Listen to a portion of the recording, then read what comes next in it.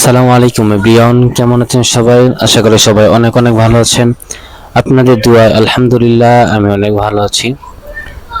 তো আজকে যে বিষয়টা নিয়ে কথা বলবো সেটা হচ্ছে আমাদের ইলাস্ট্রেটরে অনেক সময় দেখা যায় যে অপশন বার কেটে যায়, অথবা আমাদের প্রথম অবস্থায় অপশন বার থাকে না, টুলবার কেটে যায়। তখন আমরা অনেকটা বিব্রতি বোধ করি যে কিভাবে চলে গেল, এখন কিভাবে আনবো। অনেক টিউটোরিয়াল দেখি।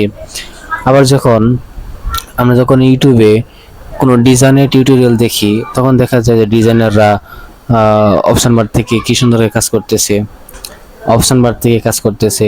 আমরা যখন প্র্যাকটিস করতে কম্পিউটারে আসি, তখন দেখা যায় যে আমাদের ইলাস্ট্রেটরে অপশন বারটা নাই, থাকে না। তো সেই হিসেবে আমরা তো অনেক টেনশন করে যে ওদেরটার মধ্যে আছে, আমাদেরটা নাই, এখন আমরা কি করব, কিভাবে এটা আনবো। তো কোনো টেনশন করার কোনো দরকার নেই, আমি আপনাদেরকে দেখিয়ে দিচ্ছি কিভাবে আনবেন।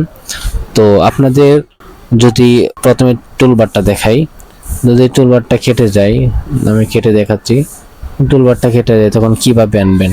তো টুলবারটা আনার জন্য আপনারা প্রথমে যাবেন উইন্ডোজে যাওয়ার পরে আপনারা এখানে অনেক অপশন পেয়ে যাবেন। আপনি এখানে দেখেন এই যে টুলবার লেখা আছে, টুলবার। তো টুলবারে আপনি মাউস ডান নিলেই এরকম অপশন আসবে, আপনারা বেসিক দিয়ে দিবেন। যদি বেসিক দেন তাহলে এরকম থাকবে, আর যদি আপনারা অ্যাডভান্স দেন তাহলে এরকম আসবে। এরকম আসার পরে আপনারা জাস্ট মাউসটা ক্লিক করে এখানে নিয়ে ছেড়ে দিবেন। ছেড়ে দিলে দেখেন অটোমেটিক কিন্তু সেট হয়ে গেছে। তারপর হচ্ছে টুলবার, এই যে এটা যেটা আপনারা এটা আনার জন্য কি করবেন, আপনারা এইখানে দেখতেছেন একটা এরো চিহ্ন আছে, এখানে একটা ক্লিক করবেন।